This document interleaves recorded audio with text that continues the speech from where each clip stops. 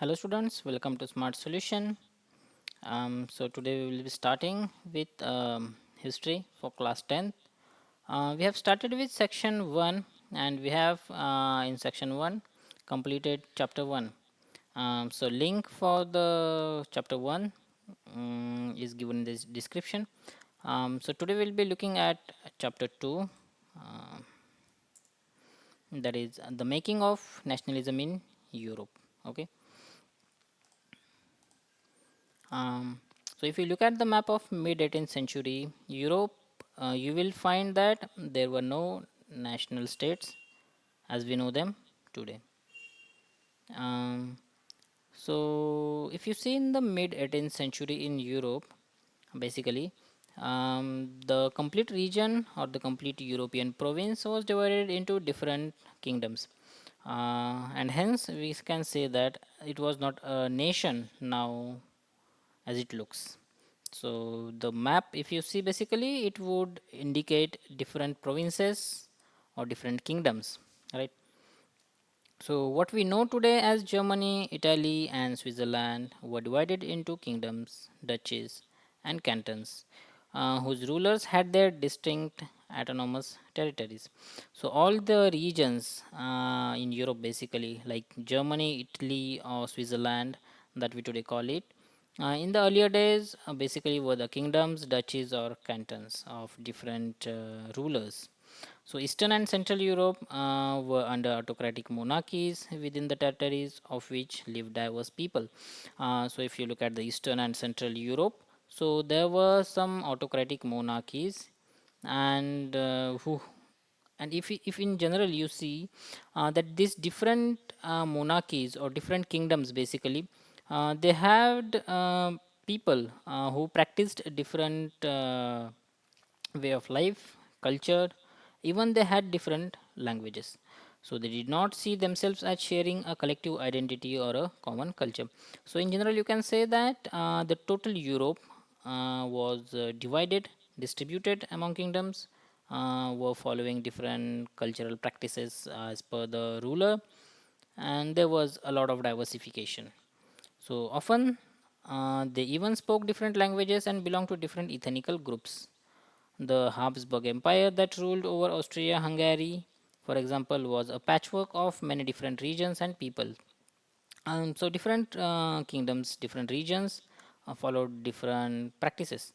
So if you see a Habsburg Empire, so this empire basically between Austria Hungary, so there were different groups of people following different practices in this region.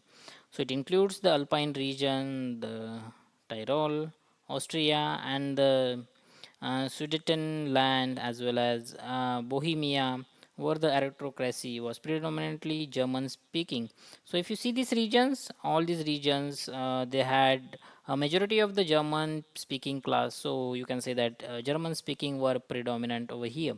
So it also includes the Italian speaking provinces of Lombardy and Ventia. Some of the provinces in this region also had Italian speaking people. So in Hungary, half of the population spoke Magyar, while the other half spoke a variety of dialects. So if you see the Hungary, so you can see that half of the population was speaking Magyar, but the rest they had their different dialects. So in Galicia, the aristocracy spoke Polish.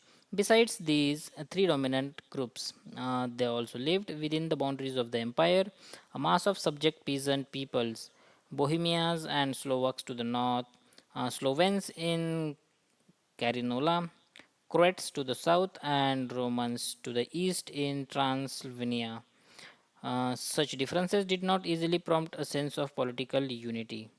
The only tie binding these groups together was a common allegiance to the empire or emperor. So, in general, if you see that the complete European countries, rather European area, you can say, was divided into a lot of kingdoms, lot of different rulers were ruling different regions. People belonged to different races, different groups, spoke different languages, had different practices. So everything you can say was only a localized. There was nothing called as national state, or there was no common belief or no common practice that existed throughout the Europe, right?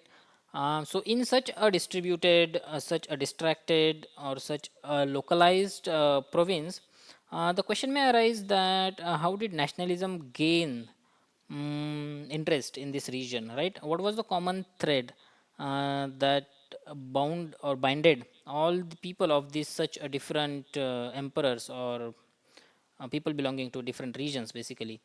So this is the question that we will be answering in this chapter, the making of nationalism in Europe. Okay, so the aristocracy and the new middle class. So socially and politically, a landed aristocracy was the dominating class on the continent. So if you see during this era, aristocracy was the dominating class. The members of this class were united by a common way of life that cut across regional divisions. So if you see, um, these people were basically ruling the other peasants, and these people they owned estates in the countryside and town hall. So basically this was a rich class of people having various properties at different locations. They basically spoke French. They spoke French for the purpose of diplomacy and in high society. So in order to have or indicate, in order to show that we belong to the or we care for the native people, they sometimes spoke French. Their families were often connected by ties of marriage. So if you see the two aristocratic families, their family were tied by the way of marriages. So this was the way in which they used to increase their power. So this powerful aristocracy was, however, numerically a small group. The majority of the population was made up of peasantry. So if you see in any of the kingdom, um, the highest class or the top class peoples are very countable, whereas if you see the peasants, they are in numerous. To the west, the bulk of the land was farmed by tenants and small owners.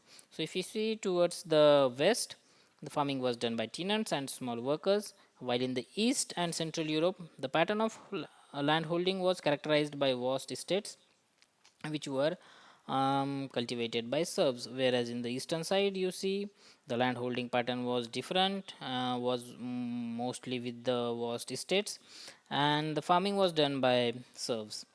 So in the western and the part of central Europe, the growth of industrialization, production and trade meant the growth of towns and the emergence of commercial classes whose existence was based on production for the market. So if you look at the western and central European part where the industrialization has just started or taking roots, so a new class was emerging based on the type of production or the type of market the class was serving. So you can see that, or as we know that industrialization has begun in England. So in the second half of the 18th century. So generally recalling, it was the period of 1750 basically. um, the first half, yeah, approximately the end of first half and the beginning of the second half of 18th century. So this was the period when actually industrialization in England began, right? But the transfer of these industries or the shift of industries in the France and Germany, it basically took during the 19th century. So um, the 19th century was the period when France and Germany saw some of the industries growing in this region. So, in its wake, new social group came into being, a working class population and middle class made up of industrialists, businessmen, professionals. So, if you see, because of these growing industries now, the societal classes in the France also and also in the Germany started changing. So, basically, if you see, the highest class was known as the capitalist class. The class basically which started industries, then was the second class which was known as professional class. So in this professional class belonged various professionals like industrialists, businessmen, professionals, and the third class basically you can say was the common people working for these industries. So in Central and Eastern Europe, these groups were smaller in number till late 19th centuries. It was among the educated, liberal middle classes that ideas of national unity following the abolishing of aristocracy privileged gained popularity. Now, So as you see that this was the beginning of the industrialization and the also beginning of the new professional classes. But with this also some of the middle professional, or so you can say a middle class people, they started gaining some education. Some new thoughts were being imported into the country, and with this you can say that there was a spark, a very minute spark you can say, of the liberty that started gaining popularity in this country.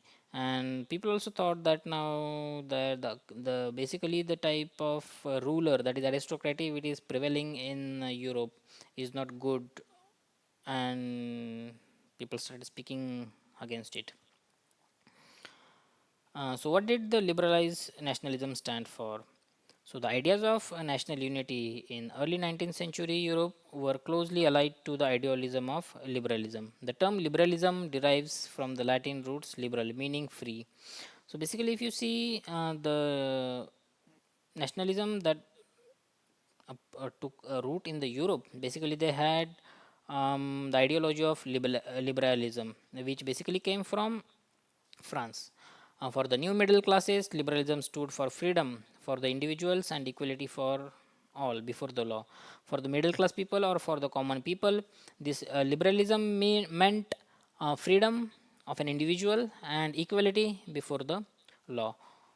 So if you go back into the France during the Louis 14th or 16th rule, you see that the people did not have any freedom, neither there was equality before the law. So politically, it emphasizes the concept of government by consent. Since the French Revolution, liberalism had stood for the end of autocracy and clerical privileges. So if you see, in France, because of this liberalism, the autocracy was thrown away, and the clerical privileges, that is basically a landlord giving a land to a farmer on a basis, basically on a rent basis, and also engaging peasants in any of the activities with very low wages in the form of slaves basically. So this is known as clerical privileges, and these clerical privileges were abolished because of this French Revolution. A constitutional and representative government through parliament. So with the formation of some constitutional government, the French were able to abolish these practices. 19th century liberals also state the inviolability of private property. So if you see that with this liberalism also came the idea that of private property. So basically it means that now peasants were, or the peoples were allowed to have a private property, which in the earlier days was not possible due to the autocratic rule. Yet, equality before the law did not necessarily stand for universal suffrage. But though you see that there was liberalism or equality in the France also, but it did not stand for equal vote for all the members of the society. Say, for example, in France, if you go back and check out, only the high tax paying class was given the rights of the vote, whereas women were completely abolished from this policy. Also, the children were not considered worth of this. So there was equality, but the definition of liberty or the equality that prevails in the early 17th 18th century in the Europe or in the France is completely different from what it is today, right? So there was no universal suffrage.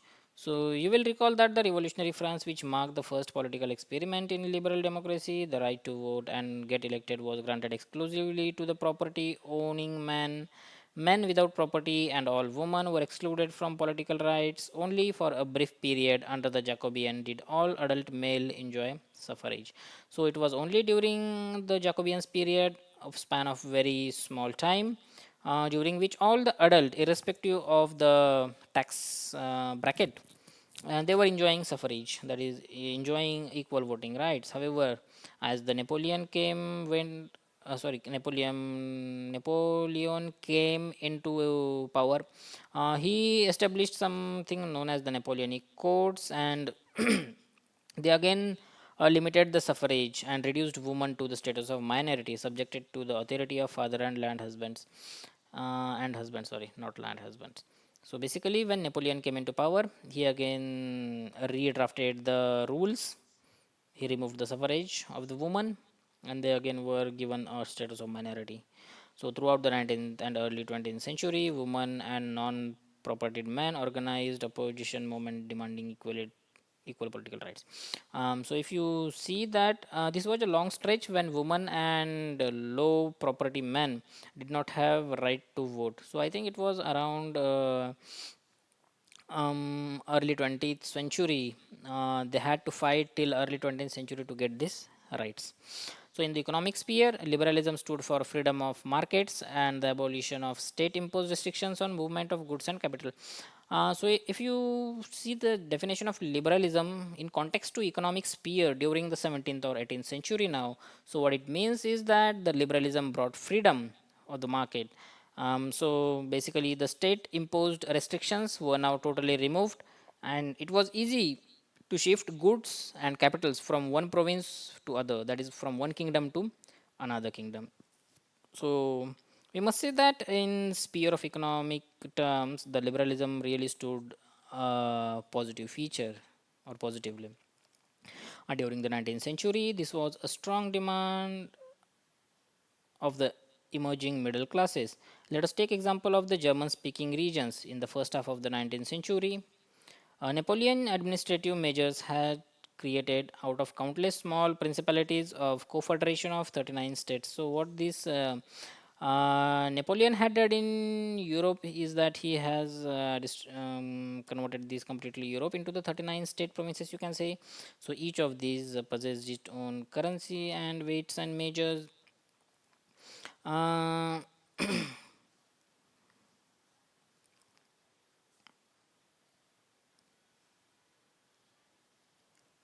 so I think we have just misinterpreted it in a wrong fashion. So rather, we can say that Napoleon has not converted it into 39 states. Rather, uh,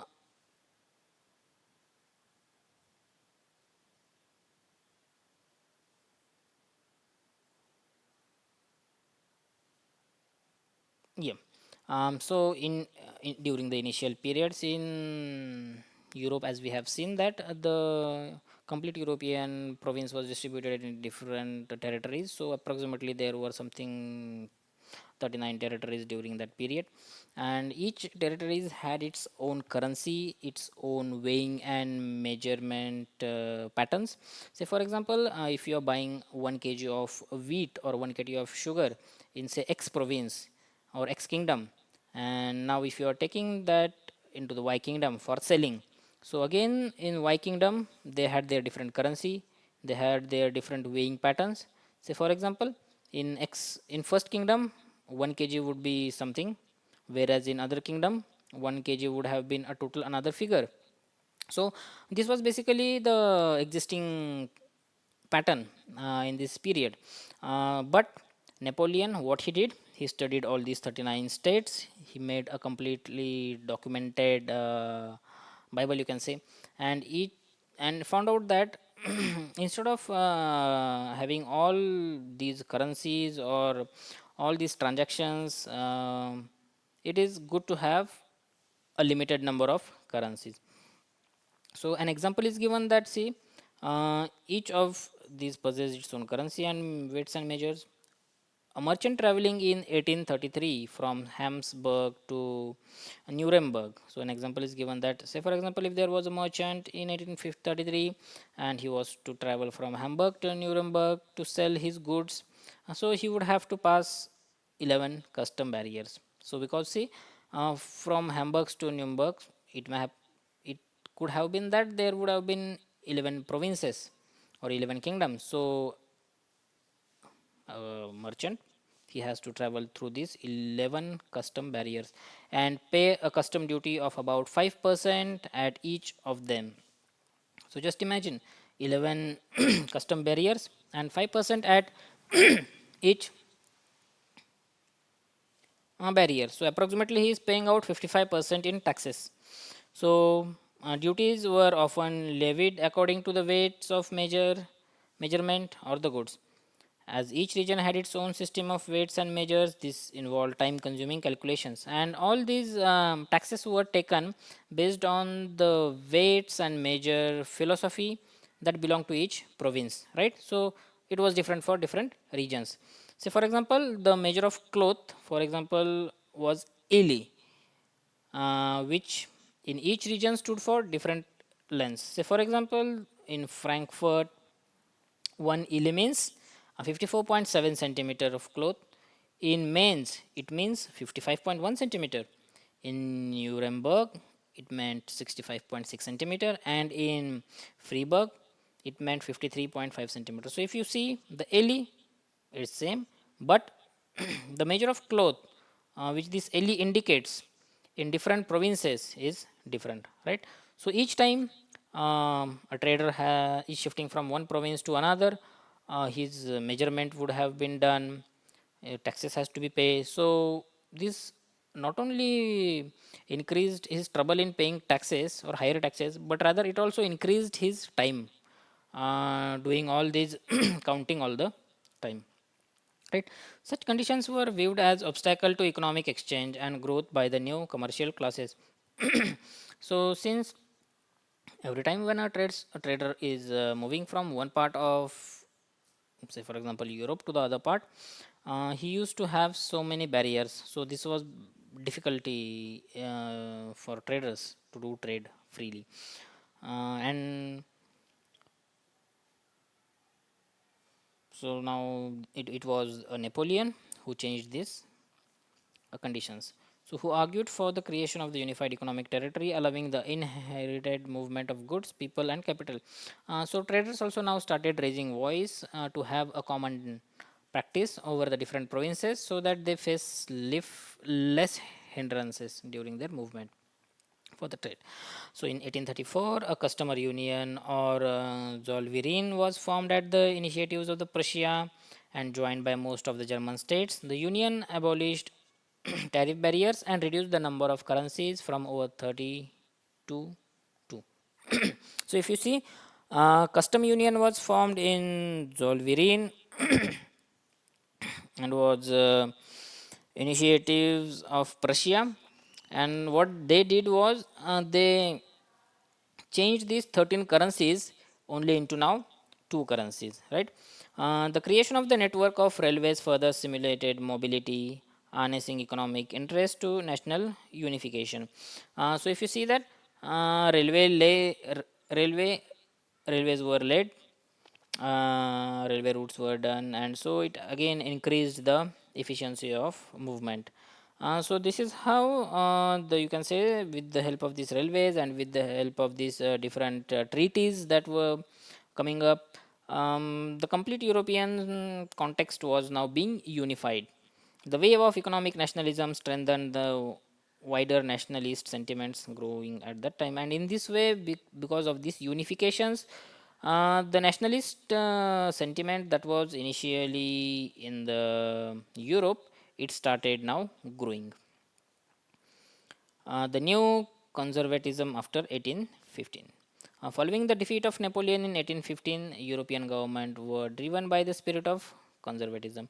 So in 1815, as we know that Napoleon was defeated, and with this now government had a new spirit of conservatism. So conservatism believed that established traditional institutions of state and society like the monarchy, the church, social hierarchies, property and family should be preserved. So what this government thought that whatever the policies were changed, whatever the classes were there, so the cooperative beliefs, basically traditional institutions like monarchies, church, social hierarchies, property and family should be preserved. So this government thought that all the prevailing things should be preserved. Most conservatives, however, did not propose a return to the society of pre revolutionary days. But yeah, it was not that since they were thinking of preserving the monarchies, the crunch, the social hierarchies, but they were not thinking that we'll shift completely to the pre-existing era before the advent of Napoleon in Europe, right? So rather, they realized that from the changing initiated by Napoleon, the modernization could in fact strengthen the traditional institution like monarchy. So whatever practices Newton has brought in newly, so they were there to be still, and they were to be taken forward because the government thought that these policies basically they will help in making the monarchy or such philosophies more strong. It could make state power more efficient, effective, and strong. A modern army, an efficient bureaucracy, a dynamic economy, the abolition of feudalism and serfdom could strengthen the autocratic monarchies of Europe. So, recalling back in Europe, this feudalism and serfdom were prevailing. Napoleon came in, he abolished this feudalism and serfdom. So the people were happy, right? So now the government thought that if we have to have a rule of monarchy, we should avoid this feudalism and serfdom, because if this is again imposed, the people will again revolt against the emperor, right? So they thought that yeah, better have uh, have the Napoleon rules, whatever is better, let's follow them and add up into our uh, rules. So, in 15 representatives of the European power, Britain, Russia, Prussia, and Austria, who had collectively defeated Napoleon, met at Vienna to draw up a settlement for Europe. So, all these provinces who had come together and defeated Napoleon in 1850, so they met at Vienna and to have some settlement for Europe, that is in between them, right? The Congress was hosted by the Austrian Chancellor Duke Metternich. The delegates drew up the Treaty of Vienna of 1815 with the objective of undoing most of the changes that had come about in Europe during the Napoleonic Wars. So they thought that they'll draw up some petition or some treaty wherein the major changes that had come during this Napoleonic War, which were not good for the Europe, would be abolished and the rest would be kept. The Bourbon dynasty, which had been deposed during the French Revolution, was restored to power, and France lost the territories it has annexed under Napoleon. So, if you see that Napoleon has deposed the Bourbon dynasty, but again with the fall of Napoleon, all these states, Britain, Russia, Prussia, and Austria, they were able to um, bring this Bourbon dynasty again into power. Again, a series of states were set up on the boundaries of France to prevent French expansion in future. So also what they did was they um, established series of states and boundaries were set up so that in future the French won't enter the European boundaries. And thus the Kingdom of Netherlands, which included Belgium, was set up in the north. So in this way, the Netherlands Kingdom was set up, which included Belgium in the north, and Genoa was added to Piedmont in the south. Prussia was given important new territories on its western frontier, so Prussia also received some of the new territories in the western frontier, while Austria was given control of northern Italy, and Austria also received some control in the northern Italian provinces. But the German Confederation of 39 states that had been set up by the Napoleon was left untouched, and whatever the 39 confederations that Napoleon had set up during his era, that was not disturbed, that was kept as it is. So in the east, Russia was given part of Poland, while Prussia was given portion of Saxony. So you see these all these four major alliances, that is Britain, Russia, Prussia, and Austria, they were now witnessing a supremacy in the Europe after the fall of Napoleon. um, the main intention was to restore the monarchies that had been overthrown by Napoleon and create a new constructive order in Europe. So basically, all these four major ruling parties, they want to establish monarchies in Europe. So conservatism regimes set up in 1815 were autocratic.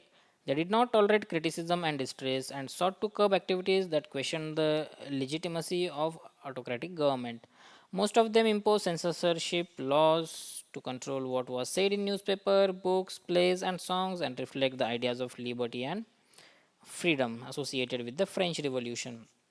So when these four major kingdoms came into power, so they also imposed some censorship. So basically, censorship means you don't have freedom to print, speak publicly, write anything against particular ruler, right? So basically, these four Russia, Prussia, Austria. So basically, they started censorship so that people won't speak against the monarchy. The memory of the French Revolution nonetheless continued to inspire liberty. One of the major issues taken up by the liberal nationalism who criticized the new conserved order was freedom of the press. So again, people were unhappy now because they were forced under the censorship rules. They did not have liberty to speak. So again, they started coming together and um, by hiding means or by revolutionary ways, they started meeting and discussing all these topics. So the revolutionaries. During the years following 1815, the fear of repression drove many liberal nationalists underground. So during 1815, many of the nationalists went underground because there was a fear that they would be caught up and put into the jail. So secret societies sprang up in many European states to train revolutionaries and spread their ideas. So many of the secret societies were developing and they started spreading their ideas in the Europe. To be revolutionary at this time meant a commitment to oppose monarchy's form that had been established after the Vienna Congress and to fight for liberty and freedom. So during this time, the definition of revolutionary has changed. The revolutionary means the person who speaks against the existing monarchies and who has devoted himself to restore the conditions of the European context to that of pre um, or during the Napoleon reign, basically say the conditions to that of Napoleon reign. Uh, so most of these revolutionaries also saw the creation of national state as a necessary part of the struggle for freedom. So again, you see, Napoleon in general, he has brought all the provinces together. But again, these four major powers they redistributed the complete nation among themselves. So now again, the new revolutionaries they thought that in order to fight against these four major parties, basically we have to bring the complete Europe again under the same umbrella, right? So now they started meeting at different places, basically underground places you can say. They started formulating a strategy, they started plans to unification of the nation. So one such individual was the Italian revolutionary Giuseppe Mazzini. So we have a great revolutionary from Italy known as Giuseppe Mazzini. So born in Genoa in 1807, he became a member of the secret society of the Carbonari. As a young man of 24, he was sent into exile in 1831 for attempting a revolution in Liguria. Um, so basically, he was sent into exile because of his revolution. He subsequently founded two more underground societies. So he started his revolution. He founded two underground societies. The first, Young Italy in Marseilles, and then Young Europe in Berne, whose members were like-minded young men from Poland, France, Italy, and Germany. And basically, if you see the societies that he started and the members who joined this society lately were the people of Poland, French, Italy, and German. So Mazzini believed that God had intended nations to be the natural units of mankind. So his belief was that God has created the concept of nation and that is for the benefit of humankind. So Italy could not continue to be a patchwork of the small states and kingdoms. So he thought that in Italy we have so many kingdoms, so many provinces, but Italy was not made for that. Rather, the complete Italy should be a one union. So it has to be forgot into a single unified republic within a wide alliance of nations. This unification alone came to be the basis of Italian liberty.